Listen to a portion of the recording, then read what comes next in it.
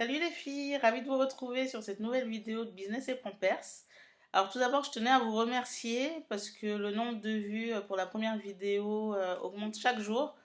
Donc moi je suis super contente parce que bon l'objectif quand même c'est d'apporter un minimum d'éléments et que tous ces éléments nous portent vers notre objectif commun qui est la réussite et la concrétisation surtout de nos projets d'entreprise parallèlement à notre vie familiale. Donc je suis super contente que le concept vous plaise.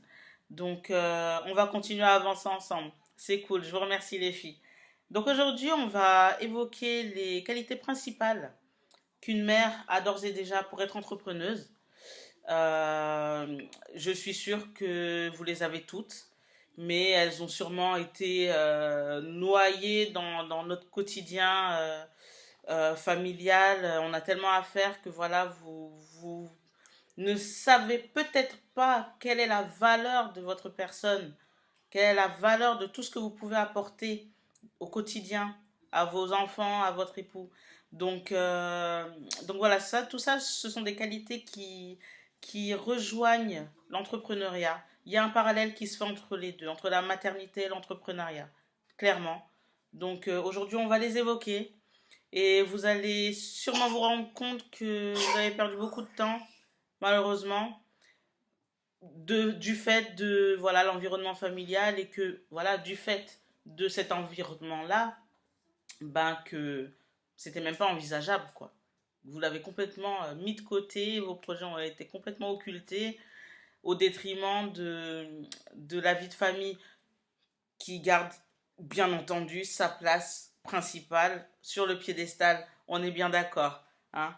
Mais voilà, ce que je vais vous apporter comme élément aujourd'hui, c'est voilà que vous avez toutes les capacités, les compétences pour naturellement devenir entrepreneuse. Voilà. Donc on va lister tout ça. C'est parti. Alors la toute première, first of all, le courage, la bravoure. En tant que mère, vous avez déjà le courage. Parce que mettre au monde un enfant, vouloir procréer, c'est un projet de vie. D'accord? Et ça demande du courage. Ça demande de la ténacité. Il n'y a pas besoin de justifier quoi que ce soit. Vous êtes courageuse. La qualité, vous l'avez déjà. C'est bon, c'est fait, c'est clair. Une mère, elle est courageuse. Point barre. Next. La deuxième qualité la plus importante, c'est la persévérance. De la même manière que nous sommes persévérantes dans l'éducation de nos enfants. Nous savons ce que nous voulons que nos enfants deviennent lorsqu'ils seront adultes. C'est la même persévérance qu'il faut dans l'entrepreneuriat. Il faut insister, il faut être rigoureux, recommencer, installer une routine parfois pour que les choses soient ancrées, pour que les règles soient imprimées par les enfants et qu'ils puissent grandir avec ces règles de base. Voilà. La qualité, encore une fois, nous l'avons. La persévérance, nous sommes persévérants tous les jours avec nos enfants par rapport à l'éducation qu'on veut donner. J'essaie de vous faire un parallèle entre les deux à chaque fois pour que ça soit bien imprimé aussi dans votre tête. Ok? Deuxième qualité, la persévérance. On continue. Troisième qualité, la créativité. Lorsqu'on a des enfants, on se doit d'inventer tout le temps des nouveautés. Parce que les enfants se lassent très vite. Les clients aussi se lassent très vite. Donc en tant qu'entrepreneuse, on se doit de renouveler régulièrement notre offre pour qu'elle soit en accord avec la demande. Parallèlement à ça, les enfants sont insatiables en matière de jeu, en matière d'amusement. On se doit tout le temps de renouveler les activités, d'inventer des choses constamment. La créativité, nous l'avons déjà parce que couper un carton pour en faire une maison ou faire un circuit avec tout ce qu'il peut y avoir dans notre salon pour leur faire un parcours de gymnastique, par exemple. Tout ça, c'est de la créativité. On est d'accord. Vous l'avez encore une fois, celle-là aussi. La créativité. C'était la troisième. On continue encore. Il y en a d'autres, il y en a plein. La quatrième qualité que nous avons d'emblée, je pense, dès la naissance de notre enfant, voire même avant, mais concrètement lors de la naissance de l'enfant, c'est l'engagement de devoir envers l'enfant, l'engagement de responsabilité envers ce petit être, notre chair, notre sang. Nous sommes la mère, nous sommes les mères. Qui d'autre que nous va gérer l'enfant, va être responsable de cet enfant, va être responsable de son éducation, de son devenir? C'est nous. De la même manière, lorsqu'on crée une entreprise, euh, c'est notre bébé. On se doit de le faire vivre, de le faire grandir, et on s'engage envers lui, envers lui, pas envers l'enfant, mais envers la société. Donc voilà, les deux sont étroitement liés, comme je le disais précédemment. C'était la quatrième qualité, l'engagement du devoir de responsabilité envers la société. On continue. La cinquième des qualités, la rigueur. Dans un couple, en général, il y a un gentil et un méchant.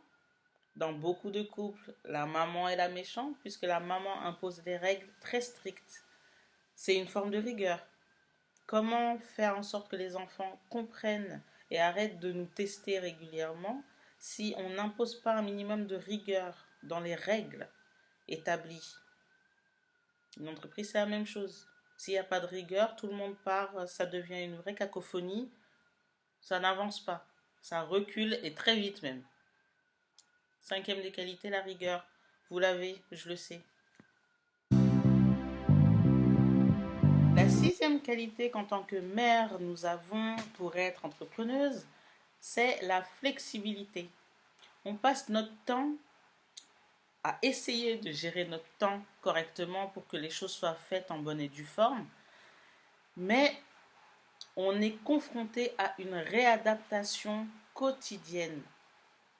Tout le temps, on est obligé de réadapter notre journée parce qu'il s'est passé ça, parce que les enfants, avant de sortir, bah, il y a le petit qui a fait caca, il faut le changer, parce que l'enfant, l'aîné est tombé à l'école, il faut vite aller chercher à la pharmacie, récupérer une bétadine et je ne sais quoi parce qu'il n'y en a plus à la maison. Et du coup, ça nous fait perdre du temps sur notre rendez-vous qu'on avait précédemment. Bref, je vous passe les détails. On est obligé en tant que mère d'être flexible. De la même manière, qu'en tant qu'entrepreneuse, on est obligé de se réadapter tout le temps au marché, réadapter à la demande du client. C'est la même chose. Tout le temps réétudier les facteurs qui se présentent à nous. C'est ça la flexibilité. Se remettre en question aussi. C'est un peu le même acabit, du même acabit. Ok? Flexibilité. On continue. On a presque fini. La septième des qualités, mesdames, vous avez du charisme. Vous avez du charisme. Vous avez porté un enfant pendant des mois, pour certaines, facilement, pour certaines, beaucoup moins. Et une fois que l'enfant est là, vous êtes fiers de ce nouveau bébé, de ce projet que vous avez mené à terme. Un projet de vie, le plus beau des projets, la plus belle des bénédictions. La fierté se lit sur votre visage et elle se, j'en perds même mes mots. Le charisme ne s'explique même pas, en fait. Et une fois que vous portez un projet d'entreprise, mais je pense que ça s'apparente au même charisme, dans le sens où, de la même manière, c'est un projet que vous avez porté pendant plusieurs mois, voire plusieurs années pour certaines, et ça y est, il aboutit, il est là, ça fonctionne, ça plaît, c'est moi qui l'ai fait, t'inquiète, ça s'appelle le charisme. Lever la tête, avoir la tête haute, être fier du résultat de son travail. Parce que tout ça, faut pas oublier que ça reste du travail. Voilà. Donc le charisme, c'est une qualité que vous avez en vous. Je la vois. Et pour clôturer, pas des moindres, l'ambition. Rien à voir avec le fait d'être mère. Mais si on n'a pas d'ambition à la base, on ne va nulle part. Si vous vous complaisez à votre statut de salarié qui reçoit les ordres quotidiennement, tant mieux pour vous. En même temps, il y a le salaire qui tombe à la fin du mois. Voilà. Pas de responsabilité, c'est très bien. Mais si vous avez de l'ambition, il n'y a pas de toit au-dessus de votre tête. Il n'y a pas de limite. Sky is the limit. Sky is the limit. Ok? de l'ambition. J'en ai fini pour aujourd'hui. À vos crayons, mesdames. C'est parti, commencez à peaufiner votre projet. Je sais que vous pouvez le faire. On va tout le faire en même temps. Allez, je vous embrasse fort. À la prochaine vidéo. Restez connectés et abonnez-vous. Merci. Ciao.